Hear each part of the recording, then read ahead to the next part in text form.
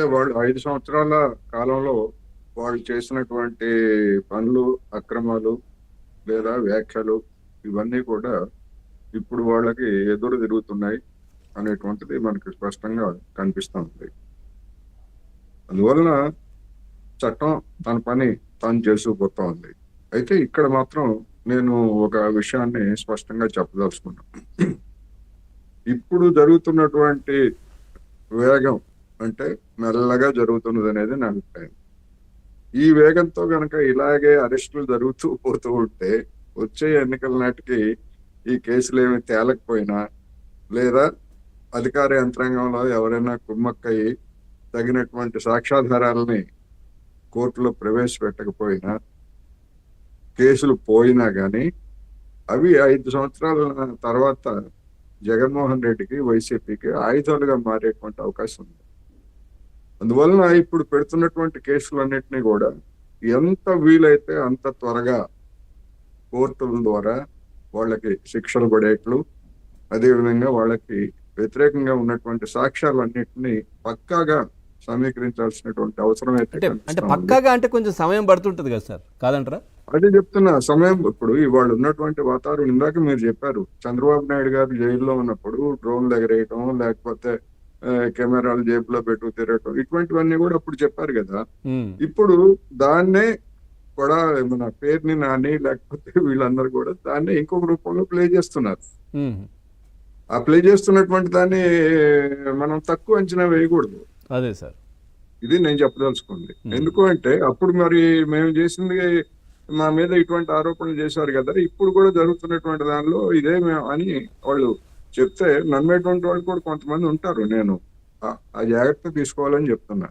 అందుకని ఆలస్యం జరిగే కొద్దీ ఇప్పుడు ఏమవుతుందంటే పరిపాలనలో సూపర్ 6 మీద ఇప్పటికే కొన్ని విమర్శలు మొదలయ్యాయి. ఒక ఏడాది కాలం మొత్తం అంతా కూడా వాయిదా వేశారని, తర్వాత ఏం జరుగుతుంది అనేటువంటిది భవిష్యత్తులో మనం చర్చించుకోవచ్చు. ఈ కేసులు ఇట్లాగే అంటే కేసుల సంఖ్య పెరుగుతూ పోయి కన్విక్షన్ ఎప్పుడో జరుగుతుంది అని అనుకుంటే ఇప్పుడు మనం చూస్తున్నాం. ఎందుకు ఈ మాట చెప్పాల్సి వస్తుందంటే నరేంద్ర మోడీ 2014లో కాంగ్రెస్ మీద చేసినటువంటి ప్రధానమైనటువంటి రాజకీయపరమైనటువంటి దాడి అనేక కేసుల గురించి. కానీ గడిచినటువంటి 11 సంవత్సరాల్లో ఆ కేసుల్లో కన్విక్షన్ ఏమైంది? కొన్ని కేసులను కొట్టేశారు, కొన్ని కేసుల్లో కన్విక్షన్ లేదు. మొత్తం మీద చూసుకున్నప్పుడు మరి 2014లో మోడీ గారు మీరు చెప్పినటువంటి అవినీతి కేసుల్లో కాంగ్రెస్ ఏమైంది అని అంటే ఆయన దగ్గర సమాధానం లేదు. అటువంటి పరిస్థితి కూటమి ప్రభుత్వానికి వస్తుందా?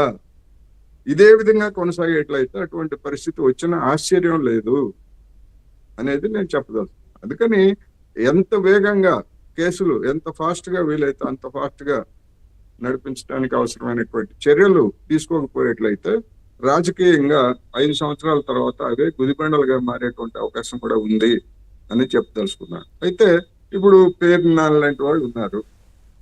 అటువంటి వాళ్ళకి ఏమి నైతికమైనటువంటి హక్కు ఉంది?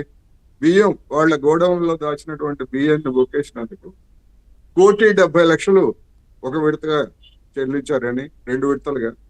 ఆ తర్వాత ఇంకొక 1,70,00,000 చెల్లించాల్సి ఉందని చెప్పేసి జనవరి, ఫిబ్రవరి మాసాల్లో వార్తలు వచ్చాయి. మరి ఇప్పుడు అవి కూడా చెల్లించుంటారని అనుకోవటం. ఎందుకంటే వాళ్ళు బియ్యం తిన్నారు కనుక ఆ తిన్నటువంటి సొమ్ము ఆ విధంగా చెల్లించుంటారు. అయితే ఆ కేసులు ఏమవుతాయి ఏమిటి అనేటువంటిది వేరే. ఇంకొకటి ఇప్పటికే నేను అదే చెప్తున్నాను. కాకినాడ రేవులో బియ్యం పీడిఎస్ బియ్యం గురించి చేసినటువంటి హడావుడి మనం చూసాం.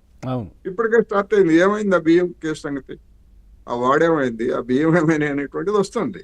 అందుకని కూటమి ప్రభుత్వం అనుసరించేటువంటి విధానాలు కానీ అధికార యంత్రాంగం మీద పూర్తిగా వదిలేసి వాళ్లే చూసుకుంటారులే అనే గనక అనుకునేట్లయితే అది గుదిబండలుగా మారేటువంటి అవకాశం కూడా ఉందనేది నేను చెప్పదలుచుకున్నాను. అంటే కూటమి ప్రభుత్వం ఇన్వాల్వ్ కావాలంటున్నారా? అధికారులు చూసుకుంటున్నారు కదా సార్? ప్రభుత్వం ఇన్వాల్వ్ కావాలని కాదు, ప్రభుత్వం ఎప్పుడు ఇన్వాల్వ్ కాదు. అధికార యంత్రాంగాన్ని పని చేయించాలి. ఎట్ ది సేమ్ టైమ్ కూటమి నాయకులు కూడా ఆ అధికార యంత్రాంగం చేసేటువంటి పనులతోటి వచ్చేటువంటి పరిణామాలు, పర్యవసానాలని ఎప్పటికప్పుడు రాజకీయంగా గమనంలో ఉంచుకోవాలి. లేకపోయేట్లయితే అంతిమంగా అనుభవించేది ఎవరు అంటే రాజకీయ నాయకులే. జగన్మోహన్ రెడ్డి గారికి అదే జరిగింది కదా. ఉమ్. అధికార యంత్రాంగం సహకరించండి, ఇష్టారాజ్యంగా చేశారు. చివరికి అధికారులు వాళ్ళు కొంతమంది అరెస్ట్ అయ్యి జైల్లోకి వెళ్ళొచ్చు. కానీ అంతకంటే పెద్ద నష్టం జరిగింది జగన్మోహన్ రెడ్డికి, వైసీపీకే కదా. ఉమ్. దాని నుంచి ఏం గుణపాఠాలు తీసుకుంటారనేది నా ప్రశ్న. రైట్. మహేష్ గారు నమస్కారం. సార్ నమస్తే సార్.